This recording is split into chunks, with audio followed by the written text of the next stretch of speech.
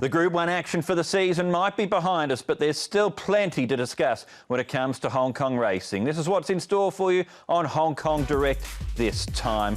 And we're going to look back at Exultant's tenacious triumph to pick up his 5th Group 1 and going back-to-back in the Standard Chartered Champions and Chater Cup. Plus, it's the ongoing arm wrestle between Zac Purton and Joe Moreira to be crowned this season's champion jockey. We'll be discussing that on the show with our special guest, Darryl Anderson, Senior Racing Advisor to the Racing Club at the Hong Kong Jockey Club. And Darryl, plenty to discuss. Let's start off, though, by looking back at the Group 1 from last weekend, the Champions and Chater Cup. Exultant, what a tough horse he is. He is a tough horse, and that's why he is the champion star of Hong Kong, isn't he, Ed? Thank you for having me back. He is an absolute marvel, and I think basically when Zac was able to get across and sit outside Time Warp at the winning post with a lap to go, I think from there, those that took the short odds would have been pretty happy. They would have indeed, yes. He started at about 1.5. It was a true staying contest. We had Shafano take off with around 1,100 metres to go, so he certainly showed why he is our champion stayer in that race. He had to run every inch of the 2,400. Yeah, he was starting to knock up just the last little bit and get a bit tired, but yeah, I think all the work had been done to that point, and it was a case of gliding to the line and waving to the crowd. For sure. A couple of interesting subplots. It was a terrific day for Zac Purton. That was one of 4 winners on the day for him, but it was an up-and-down day as well, too. He was thrown off one horse, Regency Bobo, and also thrown off Fast Pace before the Champions and Chater Cup. So there was even some doubt for a moment as to whether he would ride Exultant in the big race. Yeah, that was the race before. So, yeah, tough as boots, though, these jockeys, aren't they? And he was able to bounce back and guide Exultant to that impressive victory. And I guess, as you said, makes the Jockeys Championship a little bit more interesting now, and even the Trainers Championship has got a whole lot more interesting too, as we've only got 13 meetings to go. Yes, Tony Cruz, after Sunday's meeting, went on to Wednesday night and secured a treble there, so he is breathing down Ricky Yu's neck when it comes to the Trainers' title for this season. We'll look at the titles in a moment, but before we do that, let's have a better look at what happened last Sunday at Sha Tin with Doug Chalmers. Hong Kong's best stayers took the spotlight at Sha Tin on Sunday, and Exultant proved why he's the dominant horse in the division as he recorded his 2nd consecutive win in the Group 1 Standard Chartered Champions and Chater Cup. Exultant, he's out on his feet, but he still leads a length. Shafano, Furore, they're trying to get him. Exultant kicking over Shafano, Furore, Exultant in front. It's the high five of Group 1's Exultant. You know, you draw a wide gate in these small fields, you always got a target on your back, especially when you're on the favourite. So they made me work a little bit early. He never really dropped the beat. He was overdoing it. I wasn't happy with that. I put him in behind to give him some cover, and then I was surprised when Cafano tried to take off. When you try and take off and go head-to-head with Exultant 1,000 out, there's only going to be one winner. Oh, once again, I thought I was flat at the top of the straight, but he was just waiting for him. And I could feel him as they got closer. He just kept kidding, he just kept giving enough. Give me a heart attack, but give enough to win the race. The former Irish galloper's triumph further strengthened Tony Cruz's stranglehold on the race, as it was his 7th win as a trainer in the last 8 renewals. Exultant now has one more battle for the season, the fight to be crowned as Hong Kong's Horse of the Year, where Derby winner Golden 60 appears to be his main rival. The other feature on the programme, the Group 3 Sha Tin Vase, was also taken out by Zac Purton, this time on John Moore's consistent sprinter, Thanks Forever. Hot King Prawn still in front. Big Party outside the 3. Thanks Forever from Fat Turtle. 3-way go. Thanks Forever. Thanks Forever. It's Zac again. Thanks Forever won the Vase. He's been very genuine without winning a black type race. So it's good to get that win up today. Also to give the horse a bit of confidence too, getting to the line. But I thought, off not a real quick speed earlier on, I thought he hit the line really well, and through the line he was starting to pull away. Beyond this season, Thanks Forever's future is in the hands of Tony Cruz, who will take over the training of the horse when John Moore retires at the end of the current season. The feature racing action continues this weekend in Hong Kong with the running of the Group 3 Lion Rock Trophy over 1,600 metres at Sha Tin. Later on in the show, we'll be dissecting the runners for the Lion Rock Trophy. Darryl's job's to find the winner of that. But before we get to that, Darryl, Doug brought up a good point as far as Exultant is concerned. The Horse of the Year title coming up, of course, at the end of the season. He's a 5-time Group 1 winner, 2 of those coming this season. Is that enough for him to clinch the title? It probably is. Yeah, he is the favourite basically for the title, although... Look, I've got a really strong feeling for Golden 60, unbeaten this season from 1,200 to 2,000. I mean, that feat in itself is outstanding. He's won the race that I guess many owners in Hong Kong want to win, the prestigious Derby, and he did it, of course, in sensational style. So for me, it's a flip of the coin, and if you had to hold a gun to my head, I'd probably lean the way of the 4-year-old, but yeah, it could go either way. It could. Is the knock, I guess, on Golden 60 the fact that he hasn't won a Group 1 against the older horses, unlike Exultant, who obviously is one of the older horses, but has proven himself at the top level against all comers, really? Yep, totally agree. And of course, you can't entirely dismiss the other likely contenders either. Beat the Clock, he's won a couple of Group 1s, including one against the Internationals in December. And how can we forget about Beauty Generation, a Group 1, Group 2, Group 3 winner, a 1,400 metre track record. So sometimes it's a little bit hard to compare apples and oranges because they are all different horses. But yeah, I would say Exultant is the favourite, but only just. And just to expand upon a couple of those horses that you mentioned as well too, at the start of the season, if we had to put in a guess for who would be Horse of the Year, I think 99% of us would have gone for Beauty Generation, and he's still proven what an old, tough war horse he is, but he's lost that aura of invincibility this season. Yeah, he has a little bit, and as Zach has quite openly said, he's probably lost a couple of lengths as well, but... Yeah, look, he's still a grand campaigner, and obviously they've decided to move stables with John heading down under and continue his career into the 2020-2021 season. And yeah, look, I wish them well. He's been a marvel, hasn't he? He has, and it was great to see him return to Group 1 winning ways, taking out the Queen's Silver Jubilee Cup, which, interestingly enough, was a race where Beat the Clock put in a career worst performance, really. We haven't seen him since then. Does that dent his hopes in these awards because he'd been so good up until that point? Yeah, and I guess we haven't seen a heck of a lot of him, have we, this season? Maybe that might be against him as well. But yeah, look, 4 very, very worthy contenders. OK, so last season it was cut and dry. Beauty Generation was 8 from 8, 4 Group 1 wins. It was no contest, really. But it might be hard for the voters to pick who's going to win. Darryl, you could make a case, as we have already, for all 4 for why they should and shouldn't win. Exactly. And like I said, I think Exultant would be the logical favourite if you were to frame a book for the Horse of the Year. But yeah, if I had to vote or got a vote, probably Golden 60 for me, but only just. OK, so I'll go Exultant as my pick. Golden 60 perhaps for yourself.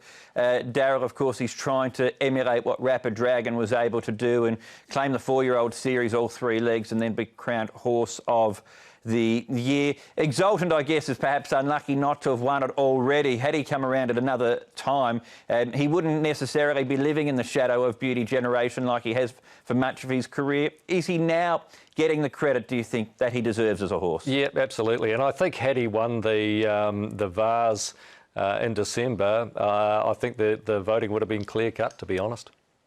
OK, so that's a look at the Horse of the Year awards that will be coming up at the end of the season in July. It's a fascinating prospect for what will unfold, a big decision for those with the power to vote on that. Plenty more to come on this week's edition of Hong Kong Direct. Don't go anywhere. We'll be looking ahead to the Lion Rock Trophy after the break.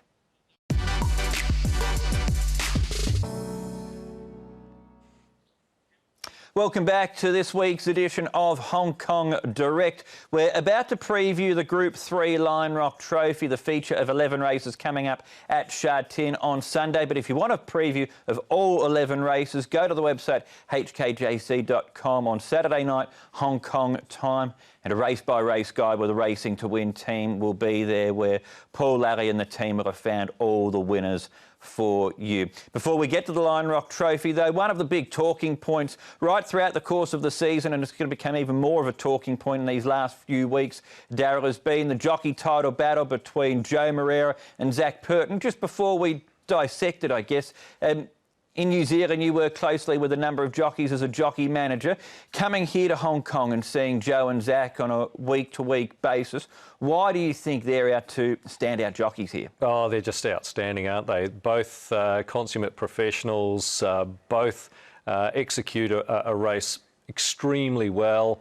They often get a wide choice of rides in every race, and obviously they've the ability to pick the best one that suits them, whether it's weight related or whether it's draw related or form related, pace related, everything. I mean, they can assess a field once it comes out and make the pick of a number of rides in every race, so that gives them a distinct advantage. But actually being able to see them again in the flesh since I've been here is fantastic. They're both phenomenal athletes and great to watch.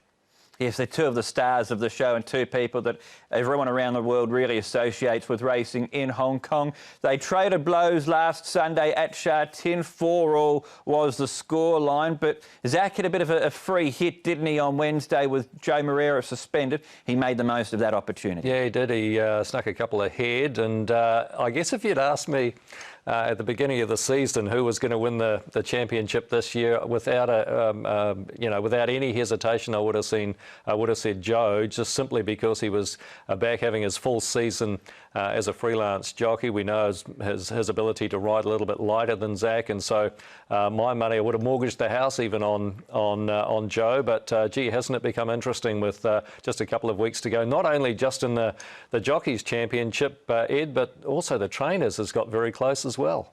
It has, yes, as I was saying before, Ricky Yu has led for most of the season, but Tony Cruz is certainly making it interesting. His horses are in terrific form, so they're the two stables really, I think, to be keeping an eye on. Let's go back, though, to Zac and Joe. 126 to 123 is the scoreline at the moment in favour of Purton. And let's have a look at the rides that they've got coming up over the course of Sunday's meeting. Zac Purton with 9 rides. Hurricane Hunter is a horse who's in form. Golden Bowl performed really well on debut. Racing Fighter, Zac has a really good record on this horse. Bright Kid's coming off a last start win. Party Genius went close and was a bit unlucky a couple of starts ago, while Lucky Moore is also a promising horse stepping up in class. So 9 rides for Zac. He misses out on the feature where Joe Moreira will ride Beauty Legacy. Joe's got a full book for the meeting, including Bundle of Energy at the beginning of the day. Fabulous 8, who won well and won a strong form race last time out. McMonagle's going very well. Handsome Bobo's back to his right distance, and Fantastic Show is looking for his 5th win in a row, while Lucky Express is an interesting newcomer to the Hong Kong racing scene. Darryl, who's got the better book of rides for Sunday? Again, if you had to put me on the spot a little bit, probably Joe, just. I do like that first starter. It interests me a lot in the last. Lucky Express comes from Australia, where he was given a big rap by his Mornington trainer Matt Laurie there, and has trialled up super in preparation for his first up run. He's got a good gait, and I expect him to be very, very competitive in the last, and he's one of 2 first starters at the meeting, Ed, that I'll be watching with a lot of interest. OK, what's the other one, Darryl? I knew you were going to ask that. Winning Dreamer in race number 3, I thought he had trialled up really well too. OK, so you might have found a winner on the undercard for us there as well. Before we look at our preview for the Lion Rock Trophy, we caught up with Joe Moreira at Track Work for his thoughts on where things lie in the jockey battle at this point in time. Well, Zac has the head start. He's obviously very happy to be up there, but I'm not giving up. I'm trying my best, and if I'm the one to be the winner, I will have to do enough to deserve that. And no doubt that is at the back of my mind. They're both jockeys that know what it takes to be the champion here in Hong Kong, both 3-time winners of the prestigious Champion Jockey Award. Let's have a look, though, towards the feature on Sunday. It's the Group 3 Lion Rock Trophy. Joe Moreira has won 3 of the 4 renewals of this race. Southern Legend, though, has the top weight after winning the Group 1 Champions Mile last time out. Carrying Star was the runner-up in this race. Ratton also comes out of the Champions Mile. Harmony Victory has trialled well and has been freshened up for this race. Elusive State's better known for his performances on the all-weather track. Over the page to the other lightweights in the race. Dances with Dragons developed a fabulous record since joining Casper Founds' stable. Precious Ship has had a terrific season with 4 wins, and General's Delight is coming off his first ever win in Hong Kong last time out. So, Darryl, then let's go back to the Champions Mile and to the win from Southern Legend. A terrific battle between him and Beauty Generation. He's the class angle to the race, but as a consequence, he does have the big weight to carry. Yeah, handicap racing does make it a little bit more interesting. In fact, this is possibly one of the hardest races to assess form-wise. Throughout the entire program, that and probably race number 1. But yeah, you're right. The class is obviously at the top, and you've got a number of lightweight chances at the bottom. The couple that sort of interest me down there, you touched on, was a General's Delight, who was pretty good last time out off a wide draw. Precious Ship was drawn wide in that same race last time, got dragged back, drops 20 pounds, gets a good draw. I think Matthew Chadwick will suit him. He'll certainly sit handier. And Beauty Legacy, I think with Chad Schofield back on the likely leader in Carrying Star, I think Beauty Legacy might be able to get a nice little suck in behind that runner, and I think might be the one that can finish the best. OK, because he was pretty unlucky last time out, wasn't he? Yes, he was, yeah. And yeah, I just think down on the minimum, he's got a good draw. Joe, obviously you look to the big race riders and feature races, and I think this might be the race that Beauty Legacy can bounce back in. He's a horse who's always shown a lot of ability, but he's his own worst enemy. It was interesting to hear from John Size, though. He does feel that he's getting better with his racing manners, and also from a tactical point of view, that up to the mile he might be a bit closer. How did you assess the speed in the race here, Darryl? I think it'll be somewhere near standard. I don't think it'll be particularly fast, and I don't think it'll be particularly slow, but I think it'll be fast enough to allow Beauty Legacy to settle in behind, because if he doesn't, then his chances are diminished. But I think there'll be sufficient speed for him to be able to get the run of the race. We've touched on Southern Legend, the Group 1 winner from last time out. He's one of 2 runners in the race for Casper Founds. The other being Dances with Dragon, who's had 4 starts for Casper for 3 wins. You would have seen him in New Zealand, Darryl. He was a Group 1 winner there. That form from Happy Valley of his, can that transfer at group level at Sha Tin? It possibly can. As I said, it's a pretty difficult race to assess from top to bottom in the handicaps. In fact, you could make an argument for 6, 7, maybe even 8 runners if they were to win. You wouldn't really be that surprised, and I think he probably fits into that boat. And General's Delight, like Beauty Legacy, is another horse who came here with really big raps from Australia. Looked like quite a nice progressive type of horse. I was quite taken by that last start win, Darryl. He's now at a few runs under his belt too, so you'd think after the win last time out he should be near peak fitness. Is he one that you've got in your calculations? Yeah, absolutely. And he did it off a wideish barrier last time out as well. And you're right, he did come to Hong Kong with a bit of a reputation, came here from Oz where he was Millard's Reaction, and I kind of expected him to have delivered before he actually did, and when he did the way he did, as you said, you couldn't be more impressed. No, I was impressed by him last time out. I think he's a horse on the way up. He's my idea of the winner of the race. We'll get to yours in a moment, Darryl, but you said that there's 7 or 8 in the race that you could make a case for. Horses like Carrying Star was the runner-up in the race last year. Ratton, such a consistent horse. I thought Harmony Victory has trialled well coming into this. If you were to nominate a roughie, is there something that value that you'd be tempted to have a little something on? Maybe Harmony Victory, because I think the odds will be reasonably attractive. Hasn't had all favours.